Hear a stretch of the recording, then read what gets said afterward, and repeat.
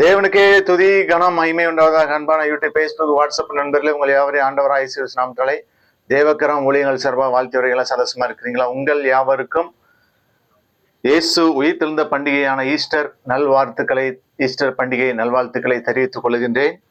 இந்த நாளிலும் செய்திக்கு நேராக நான் எடுத்துக்கொண்ட தலைப்பு த ரிசரக்ஷன் ஆஃப் ஜீசஸ். இயேசுவின் உயிர்த்தெழுதல். கிறிஸ்து உயிர்த்தெழாவிட்டால் கிறிஸ்தவ மார்க்கம் இல்லை. உயிர்த்தெழுதலின் அனுபவத்தால் தான் நாம் நிலைத்திருக்கிறோம். காய்ந்த விதை ஒன்றை மண்ணில் புதைத்து தண்ணீர் ஊற்றுகிறோம். விதை நனைந்து 2-3 நாளைக்குள் விதையிலிருந்து ஒரு செடி தோன்றுகிறது. காரணம், அந்த விதைக்குள் ஜீவன் இருந்தது. பிரியமானவர்களே, அவருக்குள் ஜீவன் இருந்தது. அந்த ஜீவன் மனுஷருக்கு ஒளியாய் இருந்தது. மரித்தேன், இதோ சதா காலங்களிலும் உயிரோடு இருக்கிறேன் என்று சொல்லி நாம் பார்க்கின்றோம். அன்று சொல்கிறார், வாழ்வும் நானே, வாழ்வு அளிப்பவரும் நானே என்று சொல்கிறார். பிரியமானவர்களே,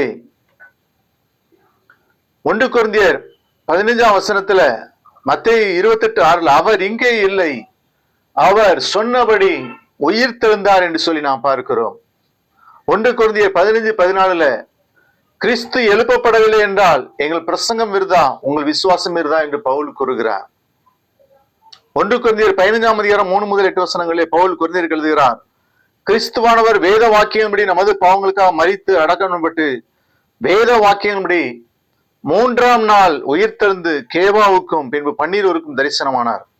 அதன் பின்பு அவர் 500 பேருக்கு அதிகமான சகோதரருக்கும் ஒரே வேளையில் தரிசனமானார். அவர்கள் அநேகர் இந்நாள் வரைக்கும் இருக்கிறார்கள், சிலர் மாத்திரம் நித்திரைந்தார்கள். பின்பு யாக்கோவுக்கும் அதன் பின்பு அப்போஸ்தலர் எல்லாருக்கும் தரிசனமானார் என்று சொல்லி நாம் பார்க்கிறோம். பிரியமானவர்களே, வேதத்திலே நாம் பார்க்கிறோம் இயேசுவின் உயிர்த்தெழுதல் மூலம் பெரும் நன்மைகள் என்ன? மரணம் ஜெயமாக விழுங்கப்பட்டது. 1 கொரிந்தியர் 15ஆம் அதிகாரம் 55ஆம் வசனத்திலே, மரணமே உன் கூரெங்கே, பாதாளமே உன் ஜெயம் எங்கே? இன்றும் அவருடைய கல்லறை திறந்தே இருக்கிறது. மத்தேயு 28:6 அவர் இங்கே இல்லை, தாம் சொன்னபடி உயிர்த்தெழுந்தார் என்று சொல்லி நாம் பார்க்கின்றோம். 2வதாக நமக்கு சமாதானத்தை கொடுக்க இயேசு உயிர்த்தெழுந்தார். இயேசு சிஷ்யருக்கு காட்சியளிக்கிறார். யோவான் 20:19-21 வசனங்களை பார்க்கும்போது, வாரத்தின் முதல் நாளாகிய அன்றைய தினம் சாயங்கால வேளையிலே சீசர்கள் கூடியிருந்த இடத்தில் யூதர்களுக்கு பயந்ததினால் கதவுகள் பூட்டீர்கள். இயேசு வந்து நடுவே என்று உங்களுக்கு சமாதானம் என்றார். அவர் உயிர் தெரிந்தது நிமித்தமாக இன்றைக்கு நமக்கு சமாதானத்தை தருகிறார். பிரியமானவர்களே, யோபு சொல்கிறான், என்ன சொல்கிறான்? யோபு 23:10 நான் சோதிக்கப்பட்ட பின் பொன்னாக விளங்குவேன் என்று சொல்கிறான். பிரியமானவர்களே, அவர் என்ன சொல்கிறான்? என் மீட்பர் உயிரோடு இருக்கிறான், கடைசி நாளில் அவர் பூமியின் மேல் நிற்பார். இந்த என் தோல் முதலாளவைகள் அழுகி போன பின்பு நான் மாம்சத்திலும் தேவனை பார்ப்பேன், அவரை நானே பார்ப்பேன், அந்நிய கண்கள் அல்ல, என் கண்களை அவரை காணும் என்று சொல்லி யோபு 19, 25, 27 வசனங்களை பார்க்கிறோம். ஒரு குஷ்டரோகியின் அனுபவத்தை குறித்து பார்க்கும்போது மார்க் 1ஆம் அதிகாரம் 40ஆம் வசனத்துல, குஷ்டரோகி ஒருவன் ஆண்டவரிடத்தில் வந்து, உமக்கு சித்தமானால் என்னை சுத்தமாக்க உம்மால் ஆகும் என்று வேண்டிக் கொண்டான். குஷ்டரோகி என்பவன் மனுஷரால் புறக்கணிக்கப்பட்டவன், ஊருக்கு வெளியே குடியிருப்பவன்.